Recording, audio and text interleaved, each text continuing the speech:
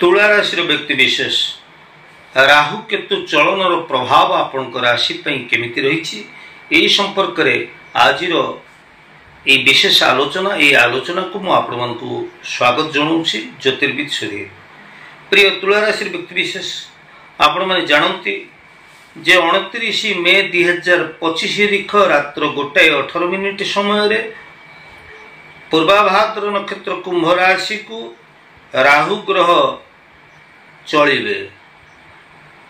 ठीक यही दिन यही समय उत्तरा फाल्गुनी नक्षत्र सिंह राशि को केतु ग्रह चलिबे। तेबे गोटे राशि रे 18 मास पर्यंत राहु केतु अवस्थान करती। 29 मे 2025 रु 5 डिसेम्बर 2026 जाए राहु केतु तांकर राशि परिवर्तन करी से आम राशि की किभली प्रभावित करिवे आसंतु एई विषय रे आमे कथा प्रवाह को आगु को नहीं चलिबा। तुला राशि पई राहु पंचम भाव रे रही से तांकर फल प्रदान करिवे। राहु केतु ग्रह जगतर दुईटी छाया ग्रह ई ग्रह मानकर स्वकीय फल किछि नथिबारु राहु शनिवत एवं केतु मंगलवत फल प्रदान करिथांती। तेबे जीवन रे अचानक परिवर्तन आसीबा, जीवन रे अप्रत्याशित उन्नति हबा, अप्रत्याशित भाव रे जीवन रे यश प्रतिष्ठा मान सम्मान प्रतिपत्ति ये सबु वृद्धि पाइबा ये सबु एवं मन भीतर आध्यात्मिकता रो उद्रेक हवा ये सब जिनिस गुड़िक राहु केतु साधारणतः करिथांती। किंतु ये राहु केतु जदि अशुभ गोचर अशुभ रही अशुभ फल प्रदान करती ताहले मनुष्य को नानाविध दुख कष्ट एवं जातना आसी थाए। तेबे आपण मानक मन रे प्रश्न आसिलानी जानिबा पई जे राहु केतुर प्रभाव मो राशि पई केमिति रहिछि। प्रिय तुला राशि व्यक्ति विशेष ज्योतिष वास्तु एवं धर्म विषय को मोर ऐतिहासिक चैनल को जदि आपण नुआ करी विजिट करिसेंती मोर वीडियो आपण मानक पई उपादेय पूर्ण ही परुथिले नुआ नुआ वीडियो पाइबा पई आपण निश्चित भाव मोर वीडियो को सब्सक्राइब करिवे लाइक करिवे एवं बहुल परिमाण में शेयर मध्य करिवे। ताले आसंतु समय डेरी न करी जानिबा राहु ग्रह आम राशि पई केमिति फल प्रदान करिवे।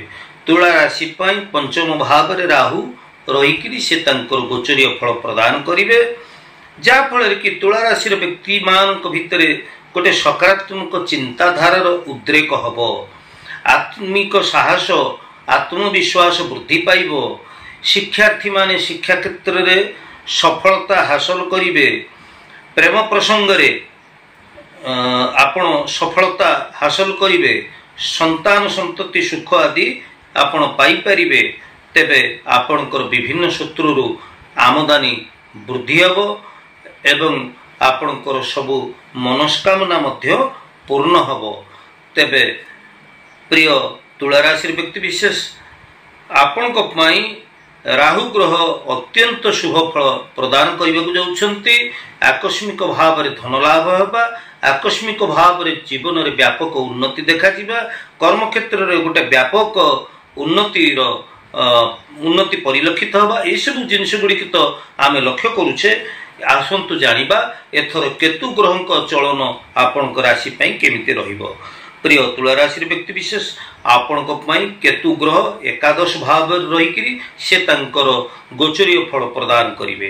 तेणु एकादश भावर जे केतु आपणक राशि पई अत्यंत शुभ फल प्रदान करबा पई जाउछंती। तेणु तुला राशि व्यक्ति विशेष विभिन्न दिगरु केतु ग्रह आपणक पर्याप्त परिमाण रे धन आगमन हबो। जदि आपण लोन नबाकू चाहंती लोन पाई परिवे, जदि आपण कर किछि कोनोसी सूत्र रे आपणकर कोनोसी टंका पैसा अटकी रहिछि ताले से गुडिक बाकी लागि रहिछि से गुडिक आपणकर आदाय हेइ जिवो एवं उधार टंका आपण परिशोध करिया पई आपणक पई केतु ग्रह अत्यंत सहायक हेबे। व्यापार वाणिज्य आपणकर भलो चलिबो, प्रत्येक कार्य रे आपण यशस्वी हेबे एवं प्रत्येक कार्य रे आपण सफलता हासिल करिवे। विद्यार्थी माने शिक्षार्थी माने मध्य शुभ फल प्राप्त हेबे। पारिवारिक सुख शांति अब्याहत रहिबो, भूमि भवन वाहन आदि आपण मध्य प्राप्त होई पारंती।